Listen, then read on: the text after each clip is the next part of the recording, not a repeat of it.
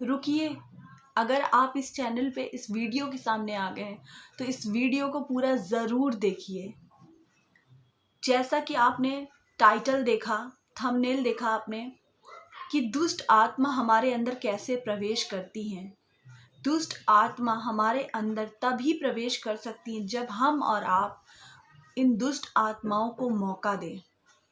और जब हमारे पास आने वाले दिनों में कुछ ऐसे दिन हैं जो बहुत ख़ास हैं, जैसा कि हम देखते हैं 29 तारीख से लेकर 2 तारीख तक, ये दिन बहुत ख़ास दिन है जब दुनिया के लोग, जब देश देश के लोग, दुनिया दुनिया में लोग, कोने कोने में लोग 29 तारीख को सेलिब्रेट कर रहे हैं, 30 को सेलिब्रेट कर रहे हैं, 31 को, 1 को, 2 को सेलिब्रेट कर रहे हैं। तो क्या है इन खास दिन में, वो कौन सी खास बातें हैं जो मैं आपको बताना चाहती हूँ, आपके संग शेयर करना चाहती हूँ। इसलिए मेरा रिक्वेस्ट है कि आप वीडियो को एंड तक देखें। अगर आप मेरे चैनल पर नए हैं तो सब्सक्राइब करे बिना चैनल को ना जाएं।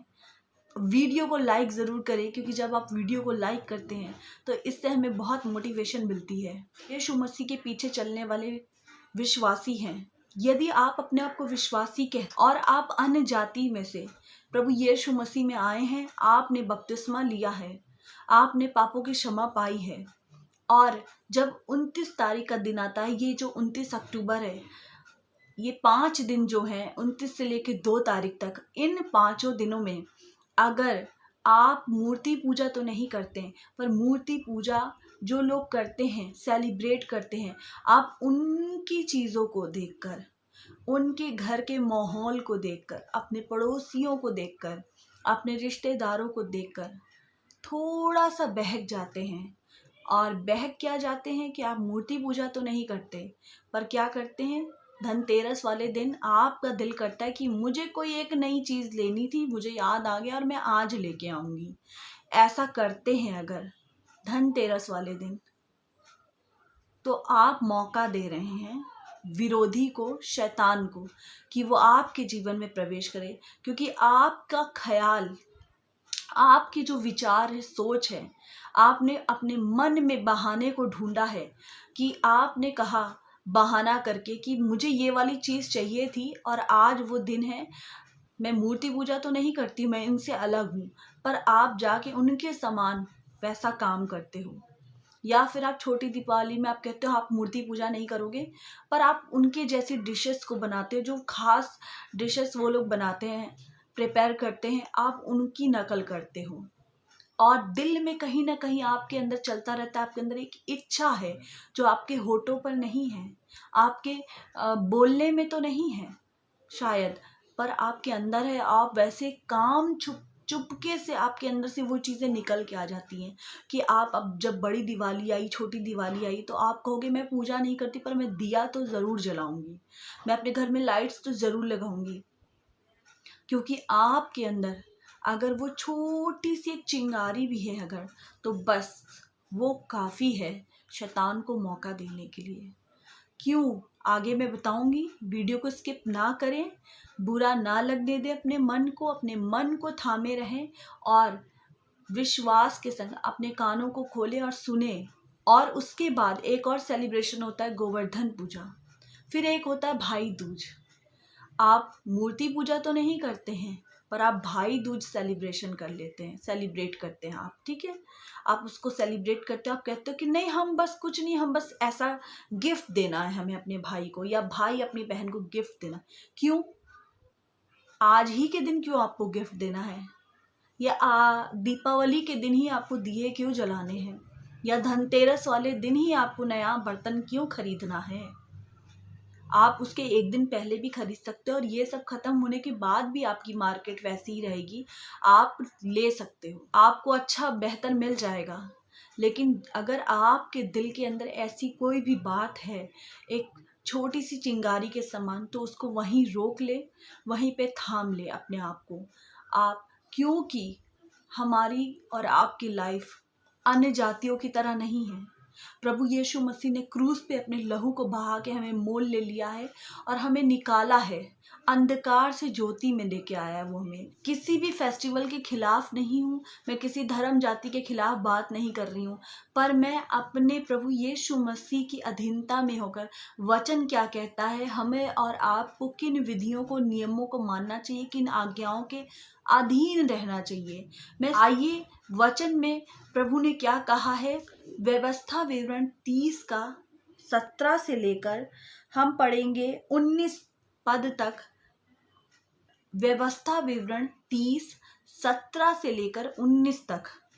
परंतु यदि तेरा मन भटक जाए, अभी हम आपसे क्या बात कर रहे थे कि आपके मन में कहीं जरा सा ये वाली बात आए कि हमें भी मिठाई भेजनी है, हमें भी मिठाई खानी है, या कोई और बहुत अच्छे से तैयार हुआ, बहुत अच्छी साड़ी डाली है, बहुत अच्छा सा लिपस्टिक लगाया है, आपका भी मन करने लगे उसे देखकर कि अरे मैं भी आज के दिन बहुत तैयार होके मैं भी जाऊंगी। हम मूर्ति पूजा तो नहीं करेंगे, पर हम मेला घूम आएंगे। जाकर हम क्या करेंगे, मेला घूमेंगे, और हमें वहाँ कोई ज़रूरी सामान खरीदना होगा तो हमें वो भी मिल जाएगा वहाँ पे। क्या क्या कह रहा है व्यवस्था विवरण की पुस्तक, इसमें लिखा 30 के 17 में, परंतु यदि तेरा मन भटक जाए, ये मन ही है जो हमें भटकाता है, और तू ना सुने, क्या ना सुने, तू ना सुने, मैं बताऊंगी कहाँ लिखा हुआ है क्या बात परमेश्वर ने निर्गमन की पत्री में पहले से हमें आज्ञा दी। अगर हम देखेंगे निर्गमन 20 का 3 और 4, तू मुझे छोड़ दूसरे को ईश्वर करके ना मानना। ये 10 आज्ञाएं हैं, जिसमें से तीसरी आज्ञा और चौथी आज्ञा मैं आपके सामने पढ़ रही हूँ, आप ध्यान से सुनिए। हाँ, ये वही 10 आज्ञाएं हैं जो हम विश्वासी, हम मसीही लोग अपने घर में फ्रेम करा के 10 आज्ञाओं को हैंग करते हैं, बड़ा बड़ा लिखवाते हैं, और 10 आज्ञाओं को हम अपने बच्चों को भी याद करवाते हैं। और इन्हीं 10 आज्ञाओं को हम बहुत कहते कि हाँ हमें इनके अकॉर्डिंग चलना है। पर जब ऐसे फेस्टिवल्स आते हैं, जब ऐसे बहुत शोर होते हैं, बहुत मेला लगता है, बहुत पूरे मार्केट्स पूरी जगमगाती रहती हैं, और हमारे पड़ोसी लोग और हमारे घर के लोग जो विश्वास में नहीं हैं, वो इस चीज़ों को सेलिब्रेट करते हैं, वो इन चीज़ों में आते हैं, तो क्या होता है, आपका मन भटकता है। आपका मन अगर ललचाने लगता है उनकी जैसी चीज़ों को करने के लिए, उनके जैसे कामों को करने के लिए, अगर आपका मन भटक रहा है, तो प्रभु कहते क्या तुमने नहीं सुना। निर्गमन की पत्री में लिखा हुआ है 20वें अध्याय में उसके 3 और 4 पद में कि तू मुझे छोड़ किसी को ईश्वर करके ना मानना। तू अपने लिए कोई मूर्ति खोद कर ना बनाना, ना किसी की प्रतिमा बनाना जो आकाश में या पृथ्वी पर या पृथ्वी के जल में है। तू उनको दंडवत ना करना और ना उनकी उपासना करना, क्योंकि मैं तेरा परमेश्वर यहोवा जलन रखने वाला परमेश्वर हूँ। सुना आपने ये? हाँ, अगर आपके घर में ये 10 आज्ञाओं का फ्रेम लगा हुआ है तो आप ज़रूर से जाइए उसके पास और जाके 1 से लेकर 10 तक पूरा ध्यान से पढ़िए।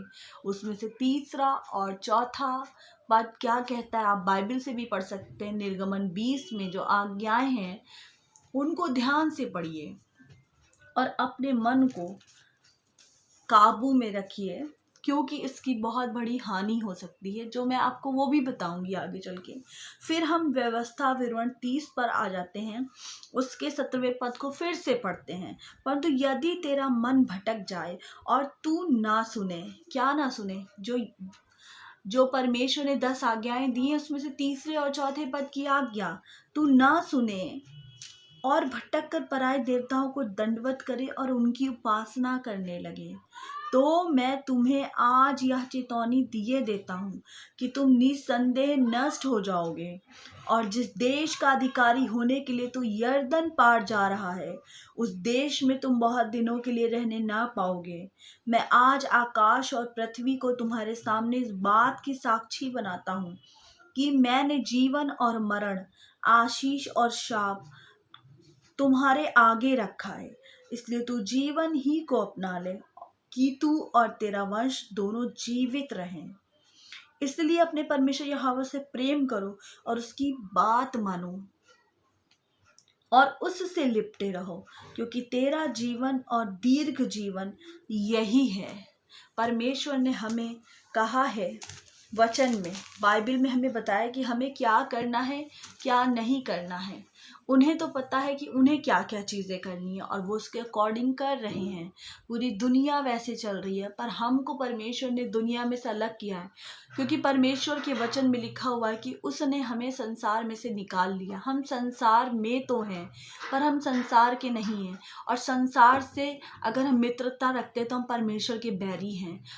और अगर हम और आप अपने मन में अपने आप को धोखा देते हुए कहते हैं कि हम कोई मूर्ति पूजा थोड़े ही ना कर रहे हैं, हम थोड़ी ना मूर्ति के आगे झुक रहे हैं, हम मंदिर वंदिर थोड़ी ना जा रहे हैं, पर वो बातें और जो दिल में चाहत चल रही है, एक लालच चल रही है, उनको देखकर, उनके कामों को देखकर एक खिंचाव आपको लग रहा है, एक दिल में एकदम दिल गिरा जा रहा है, ये उसी के समान है, मूर्ति पूजा के समान है। क्योंकि जब हम गलातियों की पत्री, कुलुस्सियों की पत्री पढ़ते हैं तो उसमें लिखा हुआ लालच मूर्ति पूजा के समान है। अगर आप लालच कर रहे हैं तो मूर्ति पूजा कर रहे हैं। आपको किसी मंदिर में जाने की ज़रूरत नहीं है, आपको किसी मूर्ति के आगे दंडवत करने की ज़रूरत नहीं है। आप वो ही काम कर रहे हैं क्योंकि आपके अंदर लालच आ गई है उनके सुंदर कपड़ों को देखकर कि आपको भी तैयार होना है, उनके पकवान को देखकर, उनकी मिठाइयों को देखकर, जो दूसरे के संग लोग एक दूसरे के संग, जैसा कि लोग एक दूसरे के संग शेयर करते, सबको विश करते हैं। हाँ, ये बात भी ज़रूरी है कि आप इस बात को भी समझें कि आप क्या बोल रहे हैं, आप कैसे विश कर रहे हैं। आपको विश नहीं करना है हैप्पी हैप्पी करके, क्योंकि वो आपका फेस्टिवल नहीं है। परमेश्वर मूर्ति पूजा से घृणा करते हैं और आप उन्हीं को हैप्पी करके विश कर रहे हो।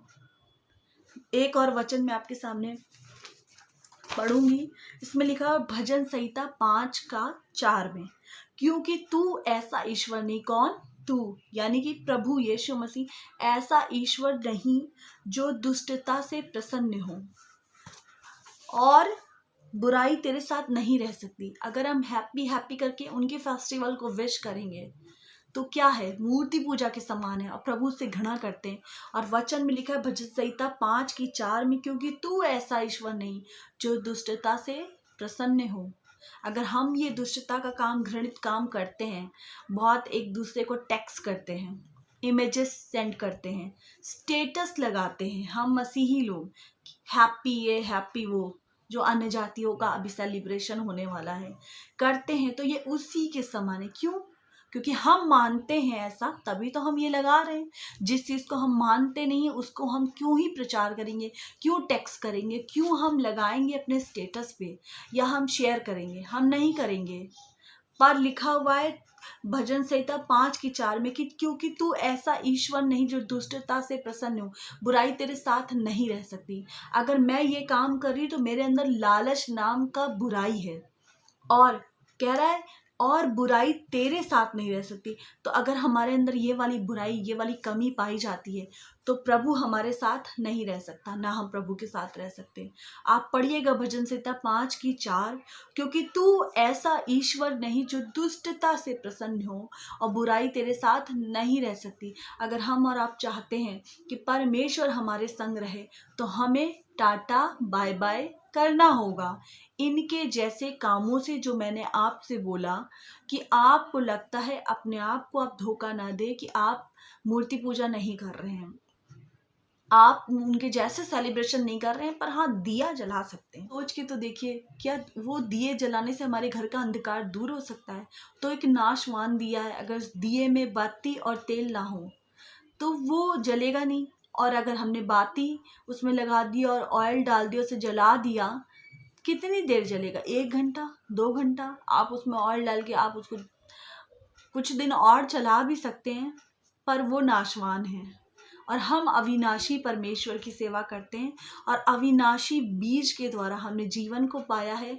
इसलिए आप अगर पढ़ेंगे भजन संहिता 18 का 28, उसमें लिखा हुआ है, हाँ तू ही मेरे दीपक को जलाता है, मेरा परमेश्वर यहोवा मेरे अंधियारे को उजियाले में कर देता है।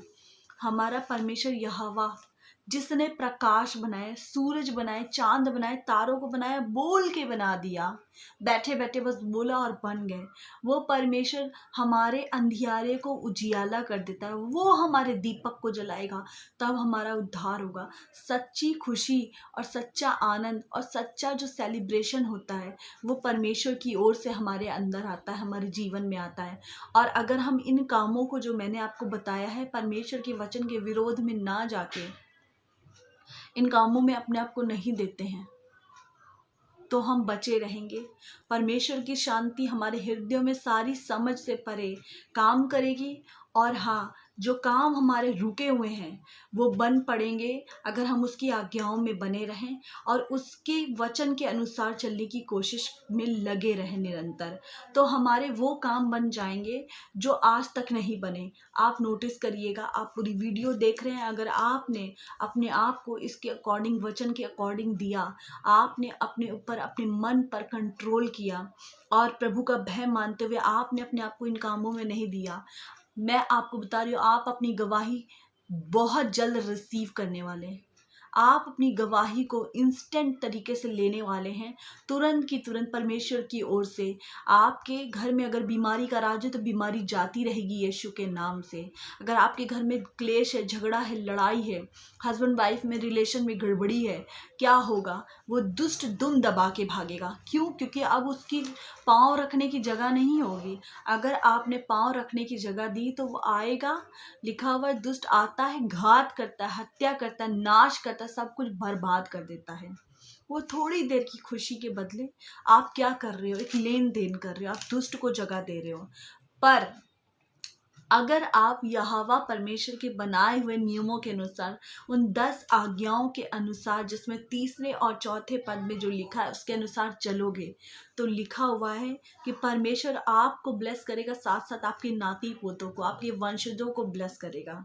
आपके घर में शैतान के पांव रखने की कोई जगह नहीं होगी।